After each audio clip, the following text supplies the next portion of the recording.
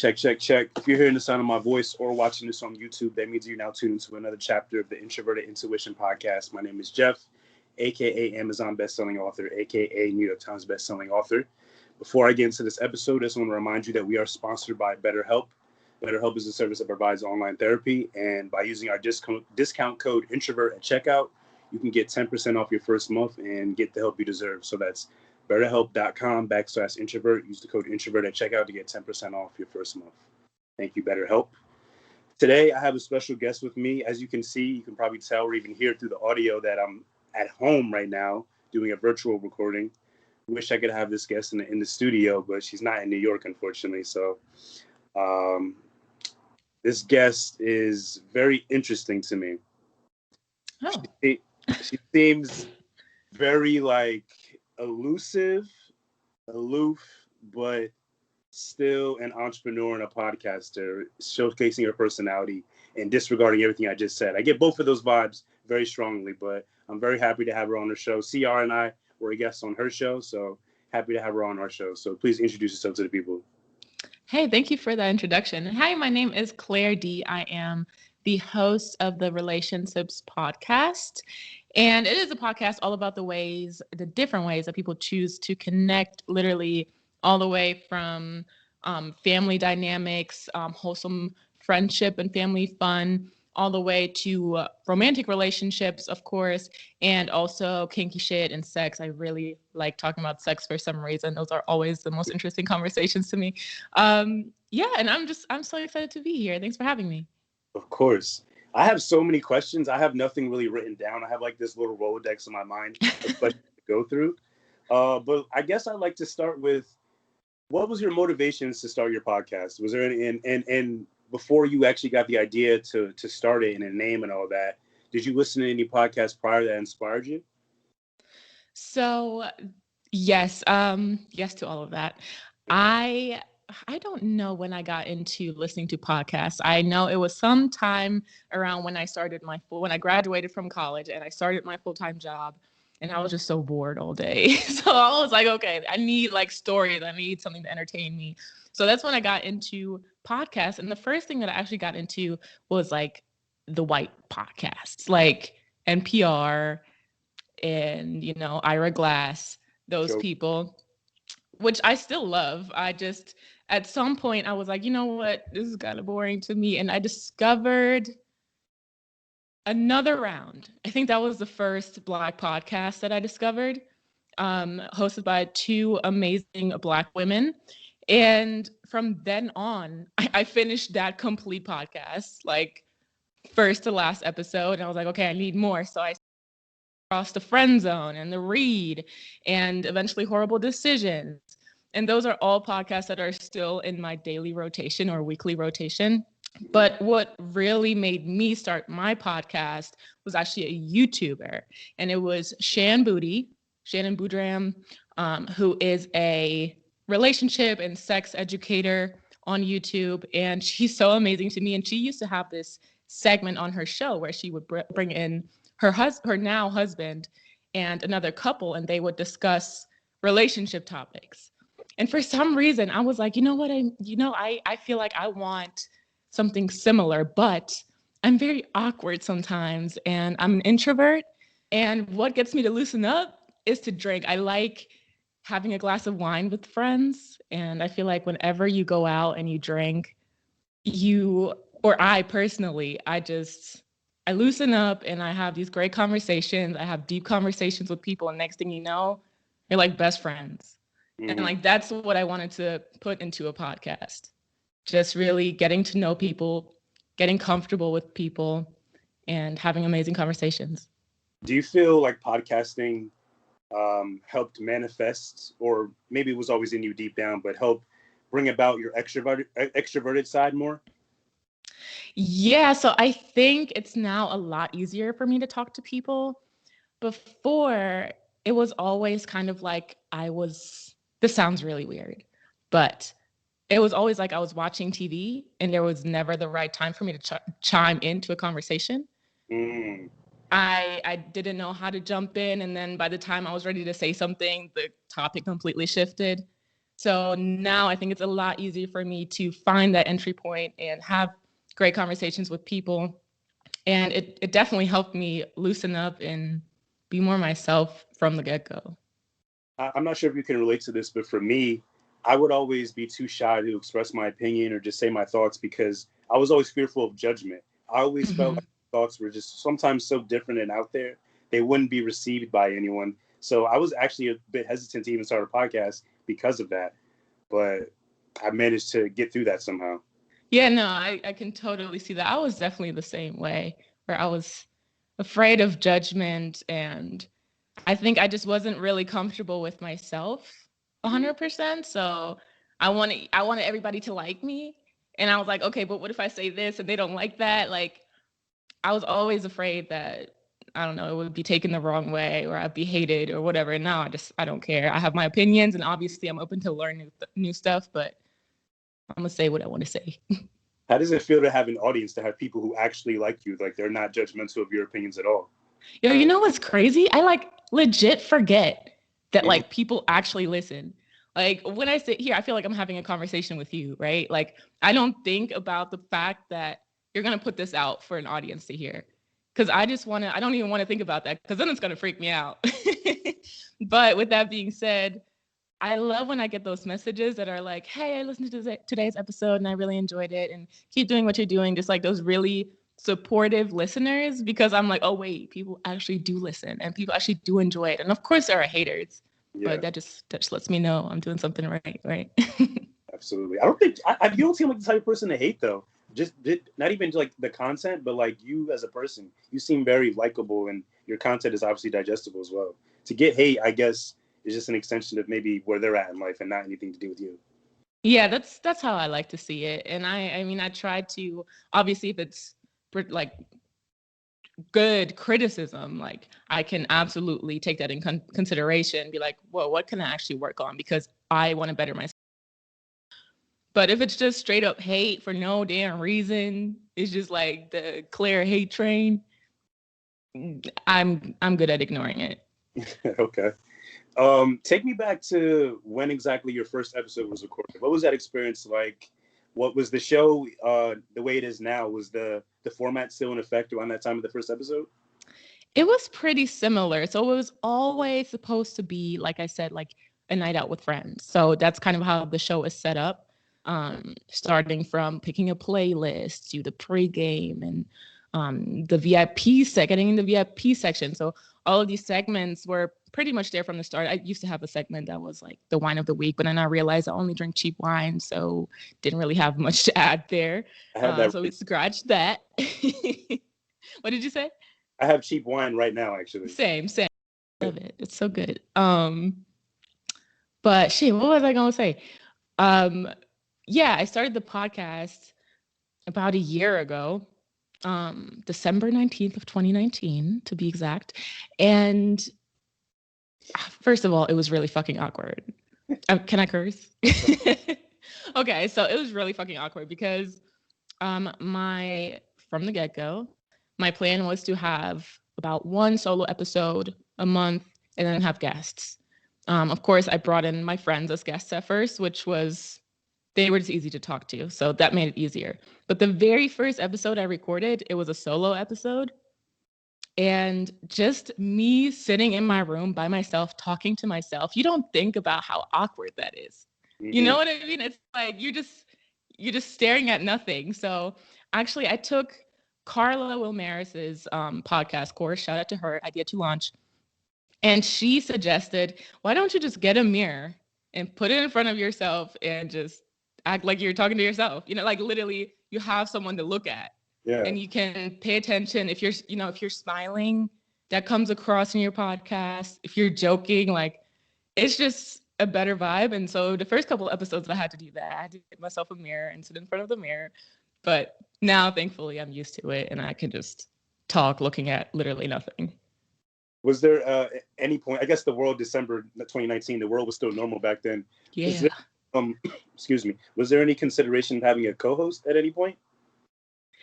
Back then, no. However, now that's something that I am kind of considering just because it's I like that exchange of ideas. You know what I mean? Like I have one opinion, but I can't grow my understanding, my knowledge, I can't change my opinions if I'm just talking about if I'm just talking from my perspective. Right. So it would definitely be helpful to have like someone else to bounce ideas off of, and not even for like the editing aspects, because obviously that's a lot of work by yourself, but literally just having someone else who has differing opinions, that would be so helpful. Right. I always had in mind to have a co-host just because I wasn't confident I could like carry an episode like I am today alone. And I'm not sure if you're familiar with the show, but at some point there were 4 of us total, and I like the idea of like a camaraderie, like just 3 or 4 different personalities exchanging back and forth without the need of a guest. I miss those days, but I do enjoy these days more. You know, just being able to do it on your own. I don't know how you feel after you do an episode, but for me, I just feel like very proud and accomplished to curate an entire hour-long conversation, however long, like by myself. Yeah, since I'm kind of looking, I'm not really looking actively, but I'm considering it strongly. Can I ask you, like, what are the pros of having co-hosts versus, doing it just 2 people or just alone? Well, the pros are, since we have a lot of guests, sometimes you're not going to have a guest. It's just through whatever reason, things may happen, you may not have a guest. To have that co-host who's always going to be consistently showing up for you and always ready to help curate a good episode, that reliability is a big, big pro for me. And I feel like me and CR are kind of like really similar in a sense. So we bounce off, we mesh very well together. So recognizing that from a friendship level, it naturally transitions into every podcast we do. So I think if you do get a co-host, you need to have like a very, very strong and long-winded vetting process. Right. And like that's so stressful to me, because I was thinking like, how the fuck do I even go about getting a co-host? Because like, one, I don't want someone who's unreliable, right? Who's like, yeah, I guess I can do it, and like just doesn't follow through. I need someone who I'm comfortable with, something, to have actual good conversation, not anything like awkward, because I'm already awkward enough. I don't need a co-host who's gonna make me feel awkward. So, and also, I think, I'm always working on myself, and I feel like I have control issues sometimes. So like, how am I going to go about giving up some of that control? Because I can't control everything from the topics that we're going to talk about to what they're going to say to all of these different aspects. So it's just, I don't know, I guess something that I have to work on myself and then bring another person in when I'm ready. I mean, once you find that person, like I don't want you to forget that at the end of the day, it's your show. You're just bringing them on. They're never gonna see your vision the way you see it. They're never gonna love the show as much as you love it because. Right. So you need to like keep that in mind, and as you're delegating tasks or whatever, like you gotta still be a leader, but still be respectful. You know. Yeah, I know. I know, like it's hard to like relinquish control, but sometimes you got to get ahead. Yeah, that's absolutely true. You can't do everything by yourself. Teamwork is always, or not always, but usually you end up with something better just because you have more people giving their individual input. And, everyone's a little bit different. So I think that's what's going to make it great. Right. So transitioning into 2020, let's say like around like between January and March, I feel like you're just kind of catching your stride on the podcast. End of February, March, COVID hits. Does that affect your creative levels in any way? At first I was like, oh, bet, because I worked in the office before. And when COVID hit, we started working from home. So a lot of times in the office, I was just sitting there with nothing to do. So this working from home actually gave me more time to simultaneously work on the podcast. And if I didn't get some editing done, I'd be like, you know what, I can just do it when I don't have anything, like when work is slow. But just the whole COVID thing, it really like put me in a hole at some point. I was just super, I don't want to say depressed. That's probably what it was, but I never saw anyone for it. So I was never diagnosed. So I don't want to just throw that out there. Um, but I was definitely just feeling super low. I never went anywhere because all of my hobbies are now inside.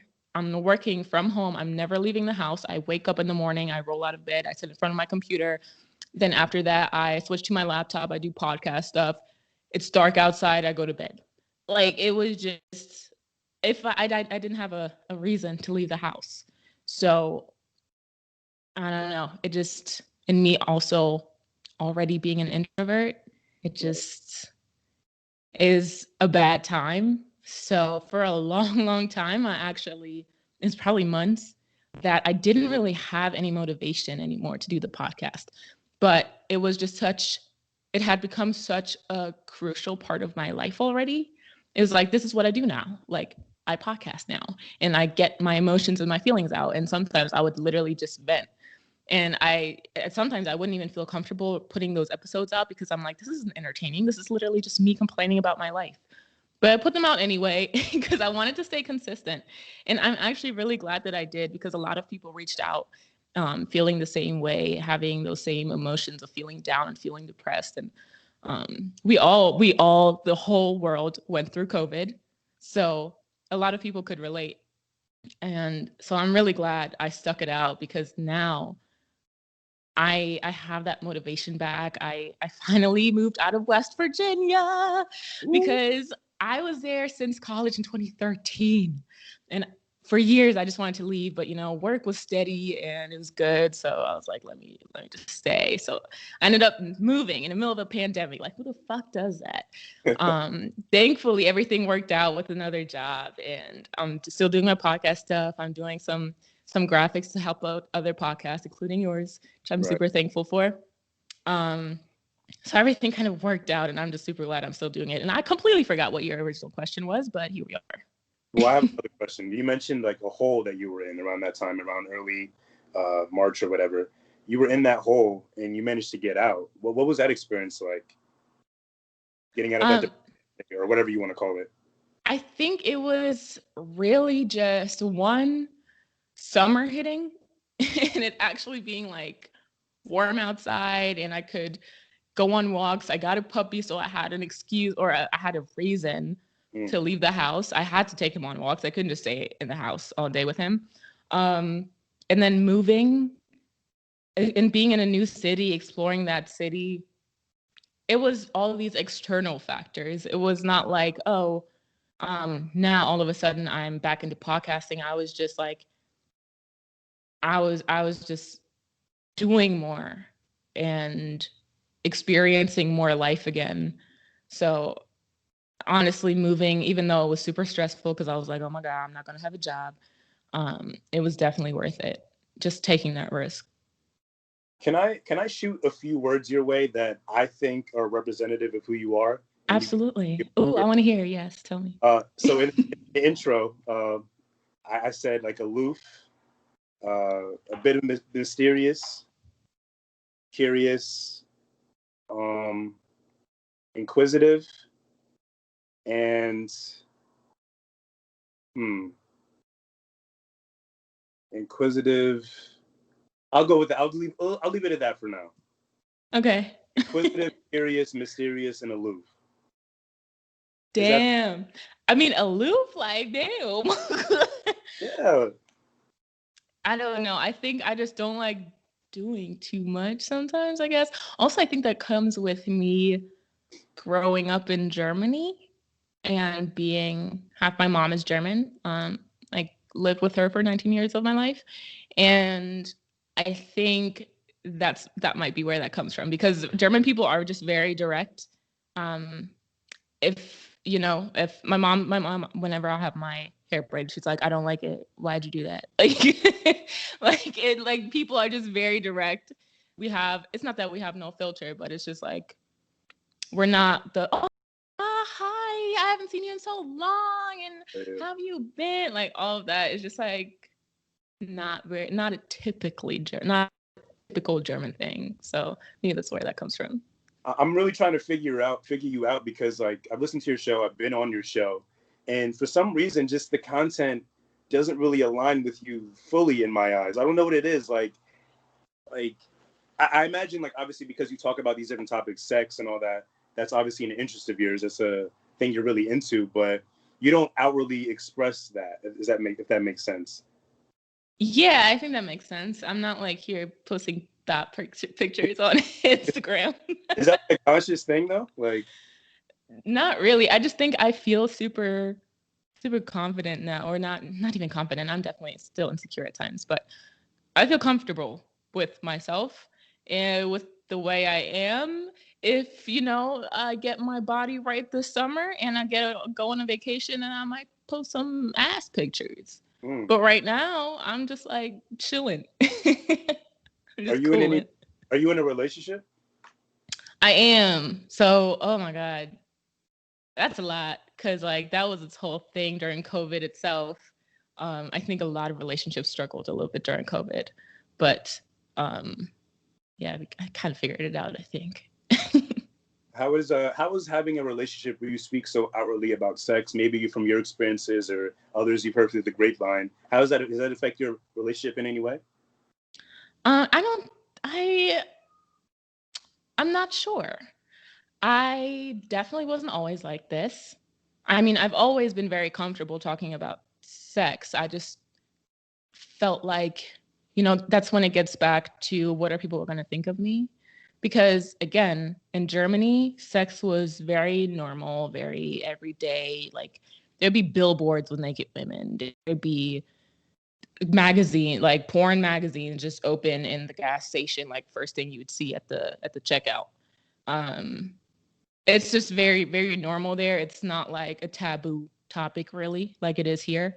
So when I moved to the States, that was like, oh wait, that's like not something that people really talk about that openly. So I think I kind of, when I first got in the relationship with him, I wasn't as open as I am now. But as we became more comfortable with each other, I think it definitely helped our relationship, because we were both able to not only express what we're into, but also explore what we might be into, you know what I mean? Or like, if he's like, hey, I want to try this, obviously I have the choice to be like, I don't know about that one. But and vice versa, you know what I mean? If I'm like, hey, let me lick your ass, and he's like, I don't know about that one, I'm not there yet. Yeah, circle back to that in a couple years maybe.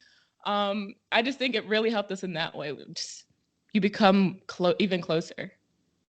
Could you possibly provide some advice how to maintain a relationship during COVID? Because I personally lost a relationship during near the beginning of the lockdown. I've had bad luck ever since on the dating scene. How could you provide any bit of advice to those out there, probably like me, who are struggling to find and maintain a relationship during 2020? Yeah, 2020 is a fucking shit show, man. Like I don't even, like I said, I was struggling. We were struggling same as you, starting or with the start of the pandemic. Our relationship kind of crumbled and it wasn't very great for a while. We were broken up for a while. But I think we found our way together just because we learned that there was still stuff that we were keeping from each other because of the way we were acting. Like I thought I was like accepting of all of him, but he made me aware that sometimes when he comes to me with stuff, I can be very judgmental. And I don't mean to be judgmental. It's just like I want the best for him, but I can be very like mom-like sometimes. So I had to work on that and just be like, hey, you know what I mean? Like, you can come to me with literally anything. I'm just going to take it for what it is. I'm going to give you my opinion if you want it. And if not, then I can shut the fuck up sometimes, Right. Depending on what it is. And vice versa. I think there was stuff that I wasn't talking about either. It was just like, and that's including stuff like we both acted like we weren't supposed to find anyone else attractive anymore because we are together and we've been together so long. So it's like, why are you now looking or liking all these pictures? And why are you talking to this guy on Twitter and all of this stuff? So I think once we really came together and we're like, hey, you feel that way? Wait, I feel that way too. Like, I really love you. And like, I don't want anybody else like that. But like, sometimes it's just nice to have that interaction with another person that I'm attracted to. Doesn't mean it has to cross any boundaries. Right. But I think it really helped us both become more secure in the relationship too. That's very mature. And I think that's key because a lot of couples will never have that real conversation. I'll speak from my experience. So I was in a similar situation, and my ex would always come to me about stuff she saw on Twitter and pictures I liked. And it's like, yeah, I'm with you, but I can't deny my attraction to other people. It'll never cross that line. But until we had that conversation is when it was always that hidden resentment, that hidden anger that she held for me. And I feel like you can't really escape. You can't escape that, I guess, frustration or even insecurity fully, I feel, just because people just will always have that embedded in them. But clear communication seems like it was really key to the growth and expansion of your relationship. Absolutely. And I think it's a combination of, one, being secure yourself and knowing the relationship that you and your partner have, but it's also about making your partner feel that comfort and make him or her feel that, hey, you're the one that I'm interested in. Like, we're in a partnership. Like, you are my partner. I communicate with you. You don't have to be afraid of what I do outside of this because I will not disrespect you. I actually wrote about this in my book. I wrote that results were synonymous with my growth. So the more and more I achieved in life, whether through a podcast or whatever, I became more confident in myself. And then that in turn into me becoming more sure of myself. Can you relate to that in any way? Like, did the ascension of maybe your podcast or maybe what you were doing work-wise help you grow and become more secure with yourself? Yeah, and I think it also came with me having those conversations with a lot of people and noticing that so many people that I talked to were completely different. The conversations that we were having were completely different. The reactions that they were having were completely different. But for some reason, I still liked all of those people. Like, it does not take one specific person to be cool or to be a good person or to be attractive. So in turn, I was like, wait, like, okay, obviously other amazing women, so talented, so beautiful, but I, in my own way, am also all of those things. So I think that helped me out a lot.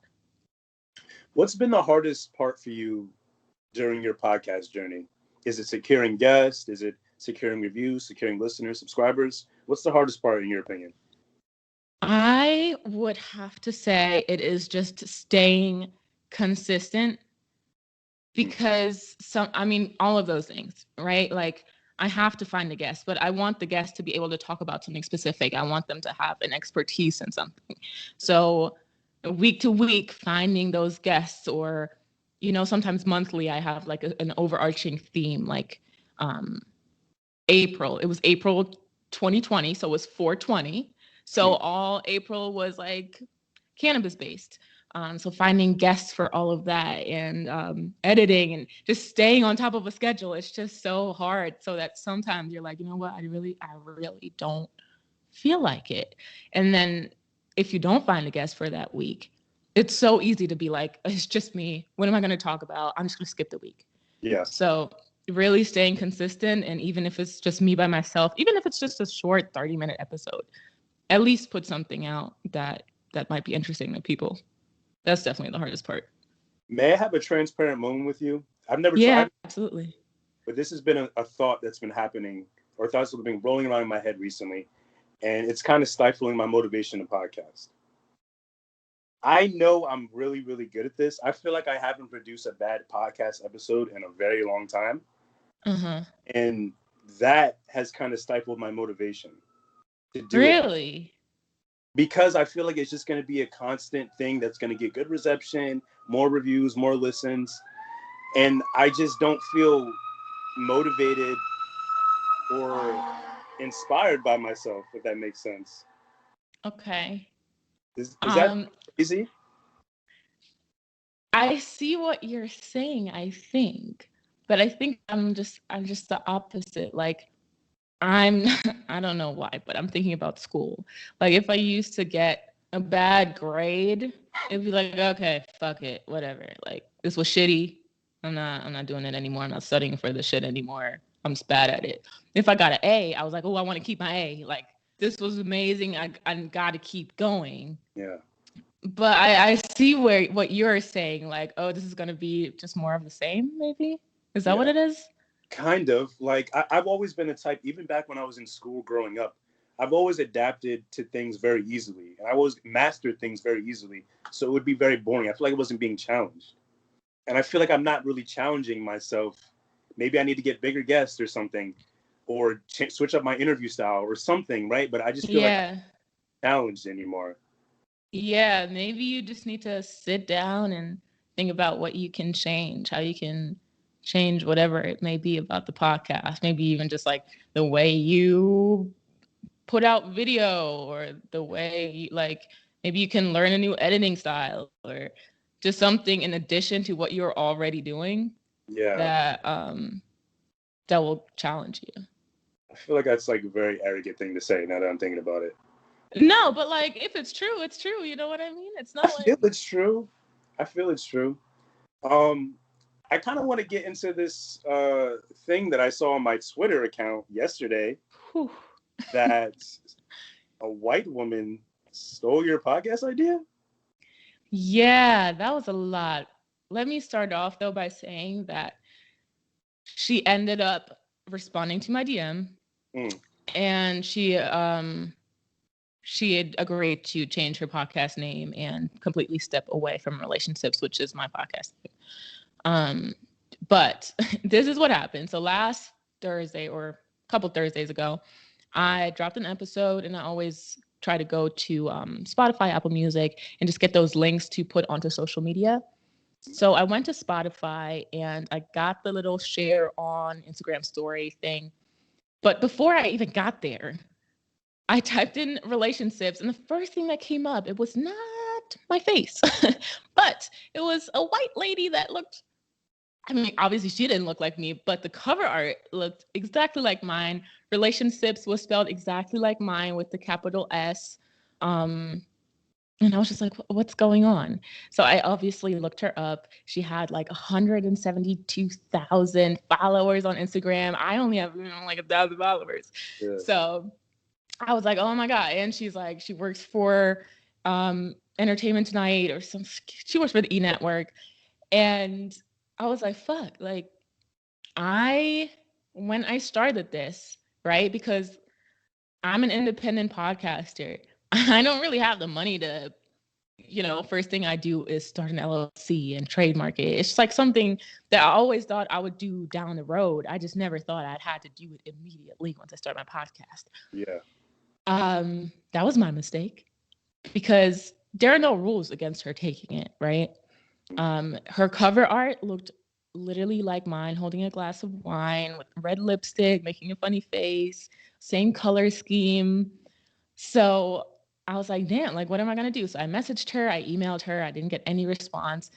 Then my friend Imani Blair, she has a podcast called Lick the Rapper. She's also a rapper herself. But she actually came up with the idea, hey, why don't you just bring it to Clubhouse? Clubhouse is a super supportive community, and maybe the people in there can give you some advice. So once we did that, we ended up putting it on social media as well, just to get her attention and just spread the word that, hey, the podcast that I've had for the past year, it's like the relationships brand that I'm trying to build, and someone else just came in and tried to swoop it away, because to me, it just did not feel, it didn't feel like an accident. But once again, I mean, I wasn't there when she decided to start her podcast, so I can't say anything for sure. This is just my assumptions. So it was just crazy. And then thankfully, Twitter and social media, they all came through and, retweeted my shit and got her attention. And like I said, she responded and she agreed to change her name. There's a couple times that she changed it to a different spelling of relationships. And I was like, girlie, that's not what I meant. And she finally agreed to fully change it. And I'm just so thankful. I'm just rambling here. I'm sorry, but I'm just so thankful for everybody who supported it and retweeted it and messaged her. It was just like without them, I would have been a small account, and it was going to be like, hey, what are you going to do about it? So it was really the crowd that came through there. I have two questions from the same topic. The first one is there any belief in your mind that this is purely coincidental? Like she didn't know anything about your show at all, and you guys just happen to have the same thought in terms of the cover art, the name, all of that? Obviously that's absolutely an option that could have happened.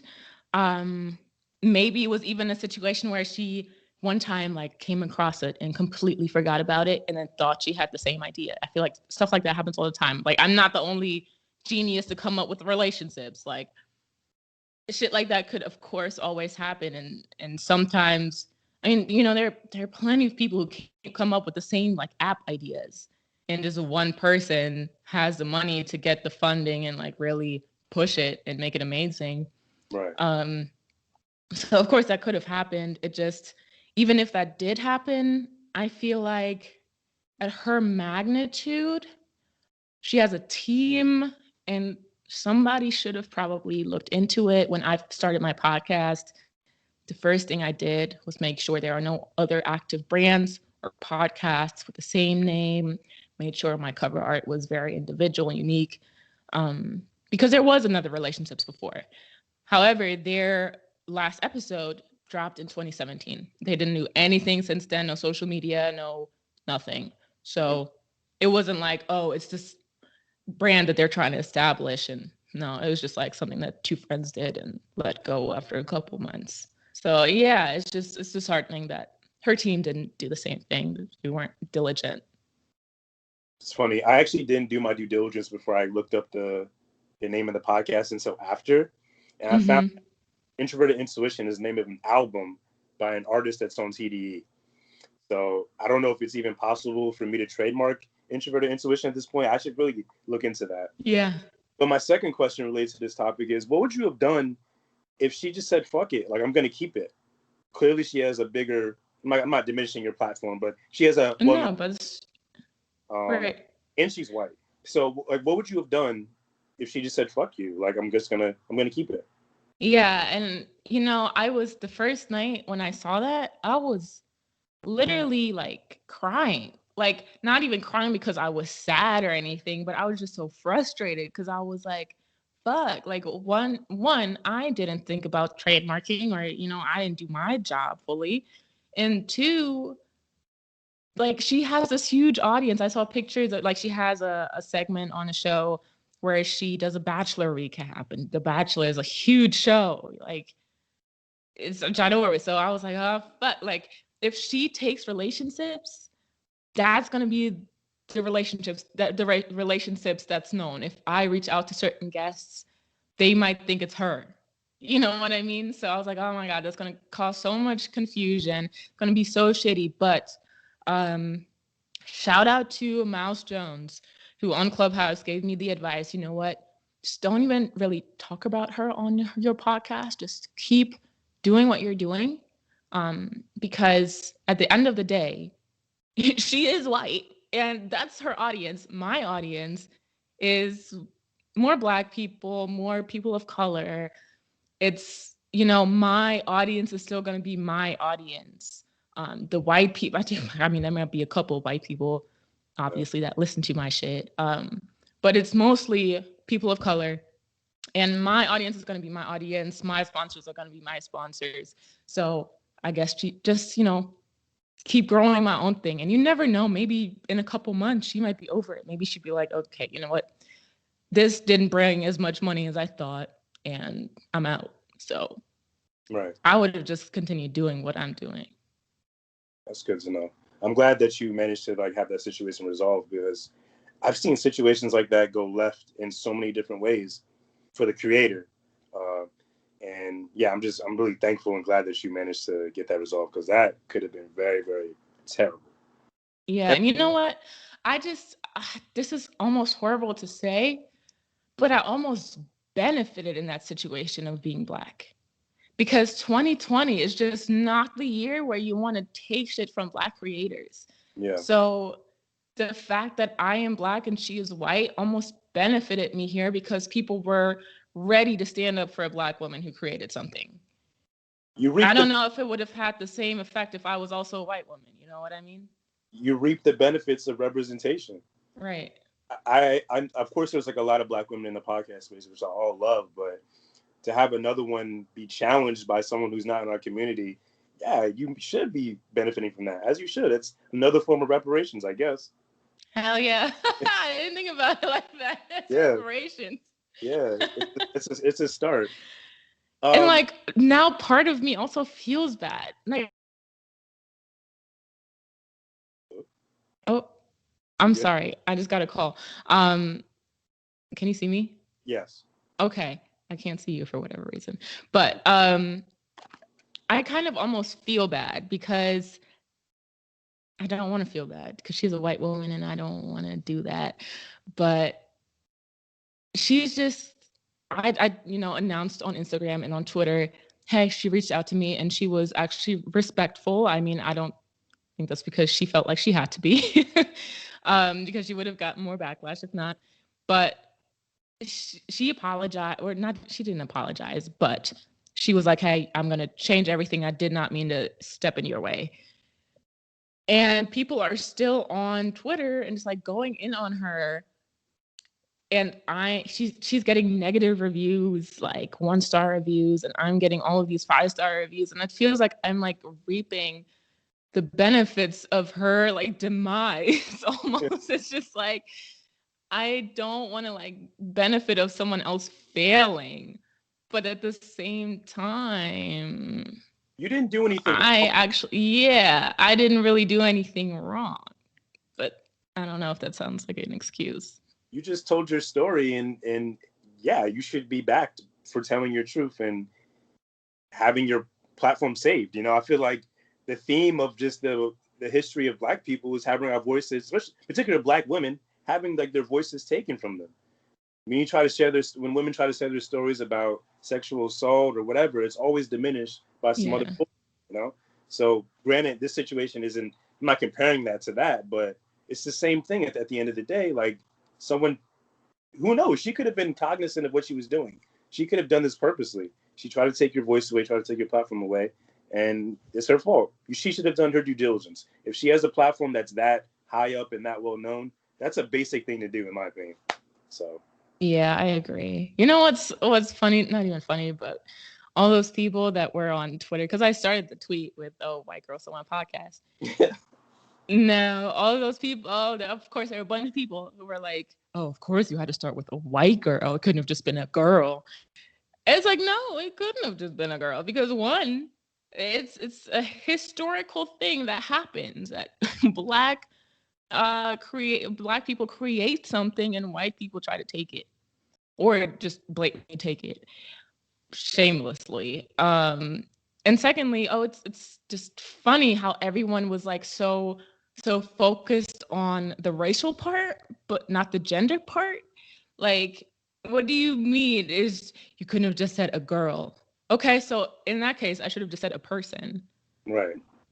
Because you know what I mean? Like, it's like, it's descriptors. It's she's a white woman. That's not a lie.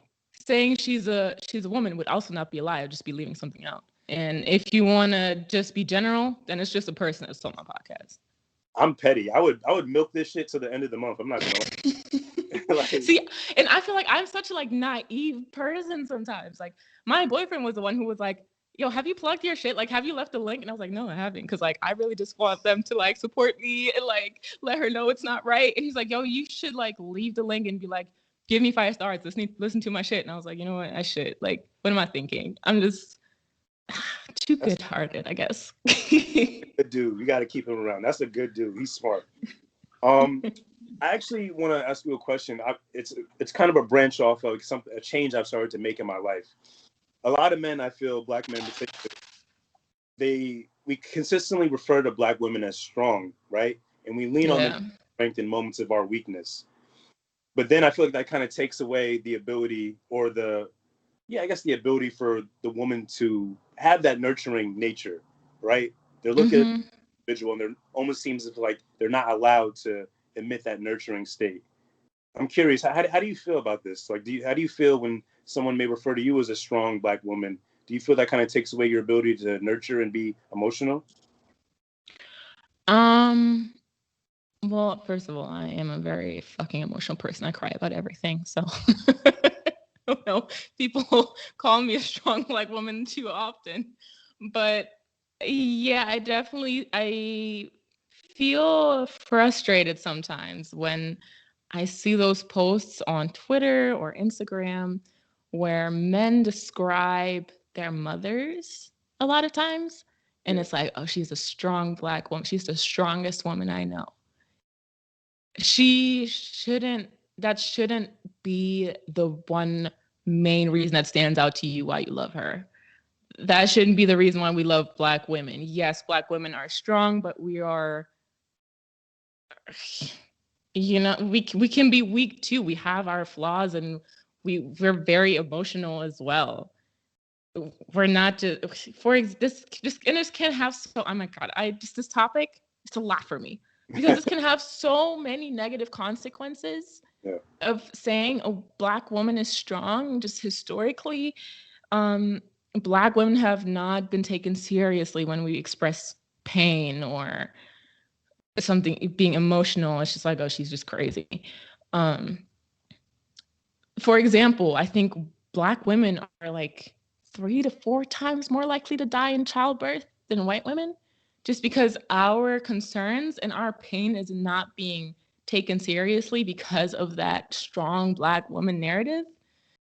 So that can definitely be dangerous, and I don't like that. Right.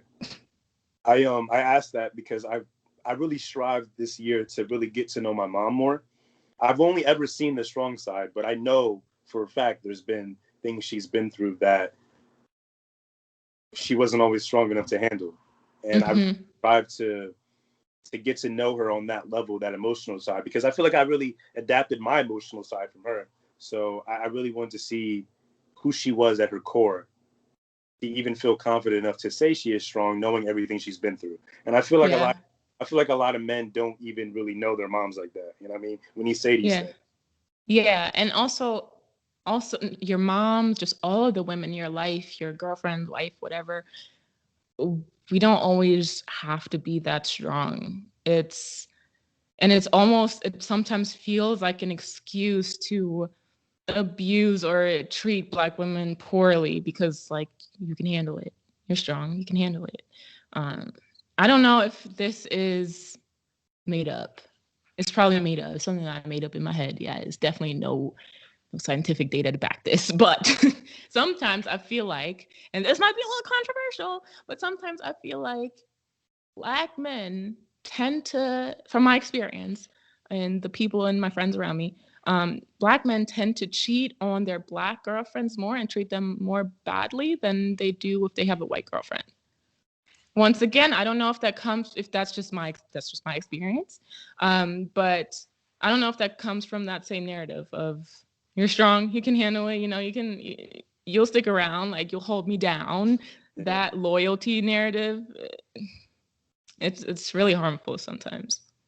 This may be controversial too, but I feel like even the need to date or the desire or interest to date outside your race is an extension of your discomfort within your family. Oh yeah, absolutely. And I So mean that comes from a biracial person. My mom is white, my black dad is black. yeah, And I mean, personally, with my dad, I don't know what the case was, but sometimes it definitely feels like there's some sort of seeing white as, it's not superior, it's just like the standard. were there any struggles for you growing up in terms of your identity, like balancing the white side of you and the black side? That's the whole thing in itself, just because I grew up in Germany once again. Yeah. And I was one of the only Black people. So I was just a Black girl. My mom didn't really know how to handle my hair because she's white. She, whenever she did my hair, we'd always get in a fight. She'd always end up yelling at me. I always end up crying. Um, and so I don't know. And she just wasn't fully able to understand me as a Black girl and what I went through. And we had a conversation back when I was in college, when I was way older. But that's something that I struggled with, just, feeling like I'm not really like anybody else.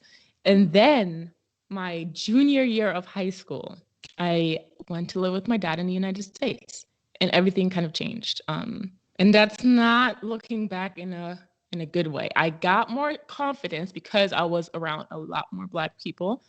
Even though it was Northern Virginia, it was still pretty white, but it was more Black people than in Germany at the time.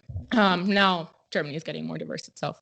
But that's when I learned that I was light-skinned. Okay?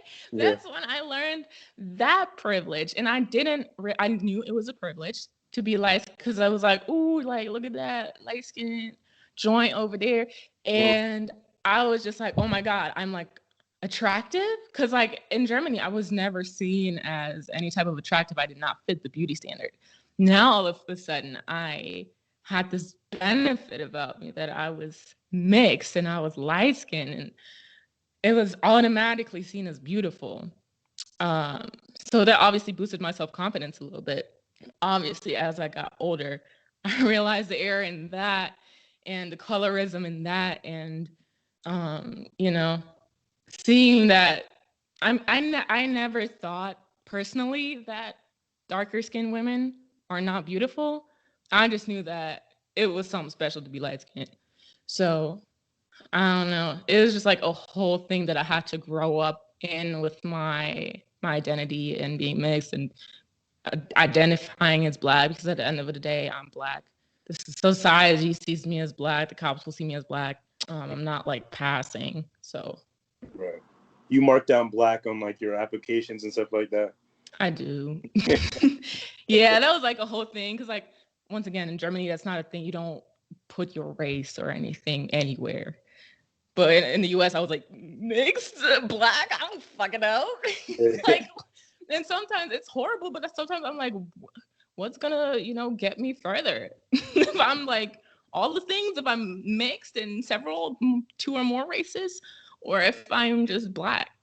But at the end of the day, now I just put Black just because that's how I identify. Amazing. With this newfound confidence that you have, we're almost at the end of 2020. We've made it. We made it to the end of the race. We made it. Yeah. With this newfound confidence you have, did that breed any new goals for yourself for 2021 or for the rest of the decade? Yo, I haven't even really thought about it, to be honest with you. I really just, because last year at the end of 2019, I just had so many goals. And Corona was like, psych! Snatched it right the fuck up. Yeah. But, so I don't know. But I remember saying this last year, and I think it's still the goal for the next year and the next year and the next year. And that is just to live a little and enjoy life, because I've always been the type of person to worry about the future and worry about everything. And I feel like I missed out on so much. Like, I've been asked to be on America's Top Model. And I said, I don't know. This nigga's on Instagram asking me. I don't know if that's real. If I had just, agreed a little, like just asked more questions, and I would have been like, oh wait, this is actually real. I've been asked to be on a reality show, and I was like, well, I don't want to embarrass myself. And I'm scared that I missed so many opportunities just by being scared and hesitant, or thinking, I need to finish college right now so I can get a good job and do everything how I'm supposed to do it. So now going forward next year, I just want to be more myself and just go with the flow a little bit more, hopefully. I can really relate to that. I feel like kind of every moment up to my life, I was just existing. But now I feel like I'm living. Now that I've really found my purpose, I know what I'm good at, I know where I'm going, I feel like I'm actually living my life. Mm-hmm. And I still don't know where the fuck I'm going. I have no idea. but I'm a lot more willing to let life just do its thing. Like, I'll end up where I'm supposed to end up. Right. I know besides the podcasting, you do obviously edit the amazing clips for us on Instagram, and they'll go up on the YouTube channel as well. What are some other interests that you have creatively that you haven't maybe have shown to the world yet? Yeah, and that's something that I guess I kind of showed to the world. It's taking pictures. I'm a very visual person, which is kind of ironic because I have a audio podcast. But I'm a very visual person. I take a lot of inspiration from music videos, from other videos, and just from seeing the world as it is and seeing the beauty in the world as I literally step outside. So I really like taking pictures. I like getting that inspiration. And this sounds really weird. No, not weird. It's 2020 and being an influencer is a thing. But yeah. I really enjoy taking pictures of myself because I have the control of creating the image that I want.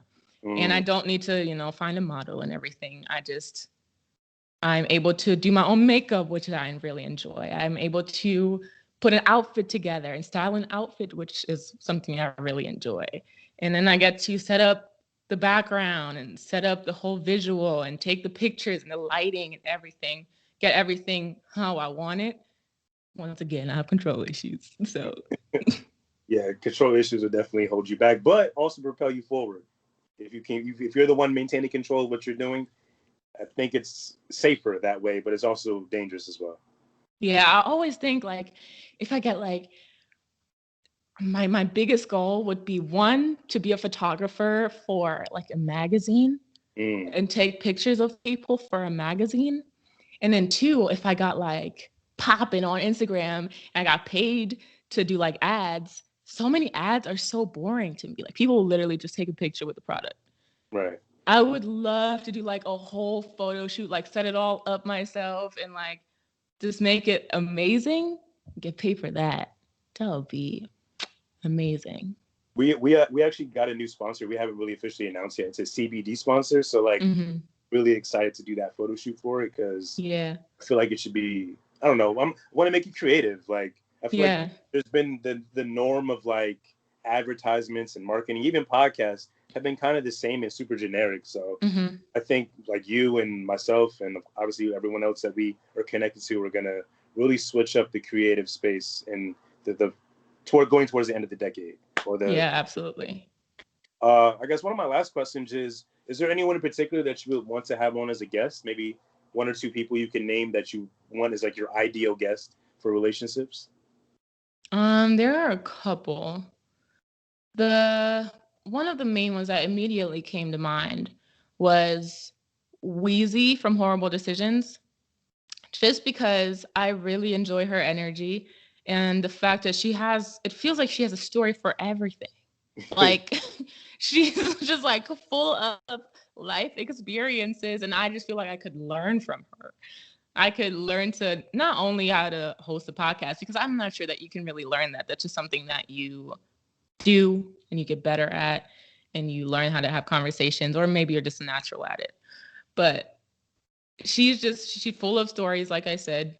And I think she would be like the perfect guest because she can talk about literally anything. I've heard her on so many different podcasts and talking about different things. I think she's awesome. I think she'd be a dope guest. You could definitely make that happen before 2020's up. You send the right email, you could do it. Yeah, it's just like sometimes before I reach out to certain guests, I want to make sure that my podcast is not at peak, but it's like as good as it can get at the moment, at least. Yeah. So that if the last episode they listen to is boring, I don't really want to invite anybody. I want to, establish a good brand and get good episodes out, and then really get like the good guests on. I mean, obviously I've had amazing guests. I've had you, NCR. I've had Orlando Roy from Harder Soft. Eddie De La Seppi from For Fact's Sake, which he's his co-host actually. So yeah, I mean, I've had amazing guests on. It's just sometimes I'm a little scared. I understand, but that will happen in 2021 or whenever 2020, end of 2020. That will happen. I see that, I believe that, and I feel that for you. So we like to end this podcast off with this segment called "Don't Sleep," where it's basically we recommend something to the audience they shouldn't sleep on. It could be something as simple as something that you ate earlier this week, or it could be something a bit deeper. I usually have something super deep to say, but I got nothing. My favorite album that came out this year is called "Man Alive" by King Krule. It's a little out there. It's a little like psychedelic / rock / folk ish. That's my favorite album that dropped this year, and I definitely recommend everyone listen to that. And you should not sleep on that because that guy's talented. He's super depressed. Music's super depressing, but he's super Yo, those are the best songs. Yo, this guy is sad. Yo, I hope he like lives to see a few more years because he's sad. Yo, when I broke up with my boyfriend, I was desperately looking for sad music. I was like, just give me all the sad. I just want to cry. I just want to let it out. His music has made me cry, but like made me like at peace at the same time. It's so good. Yeah. I recommend it to you. You should check it out for sure. I definitely will. Do you have anything people shouldn't sleep on? Don't sleep on me, and don't sleep. Shit, I don't know. Let me think. What have I really enjoyed recently? You know what? Don't sleep on Masego. Yeah. Because I tried not to say anything music related because you just did. But as I'm thinking, Masego is just an amazing artist. He deserves way more recognition than what he is getting currently. He literally does everything, like the whole production. He plays the instruments, he sings, he can rap. Like, he's an amazing artist, and he just dropped a new EP called Studying Abroad. Favorite song on that album is Mystery Lady with Don Toliver. And don't sleep on that. Check it out. It's so good. Awesome. Yo, you were so awesome. I really appreciate you joining me tonight to be on this podcast. Hopefully this is the first of many times you can come back on. Hopefully CR can be here, and hopefully we can eventually get you in the studio. Oh my God. Once again, COVID ruined that because I was supposed to come to New York this summer, but it didn't happen. But thank you so much for having me on. I had such a great time. Awesome. Please shout out where people can find you and support you. Absolutely. Once again, my name is Claire D. My personal social media is just Claire D, and that's including the just. So it's JUSTCLAR. God, I can't spell my own name. That's so embarrassing. Jesus fucking Christ. JUSTCLAREDEE. My podcast is Relationships. It drops every single Thursdays, usually at 8 p.m. On all podcast platforms. If you want to follow us in between episodes and make sure you don't miss the next relationships party, it is Relationships Pod, and that's spelled like relationship without the H, P-O-D at the end. Awesome. And if you enjoyed this episode, please leave a review on iTunes on Introverted Intuition and Relationships. Go to introvertedpod.com for all details, our social media, inquiries, bookings, merch, all that shit. Thank you, Claire. Have a great rest of your evening. Thanks, you too. All right. Bye. Talk to you later. Bye.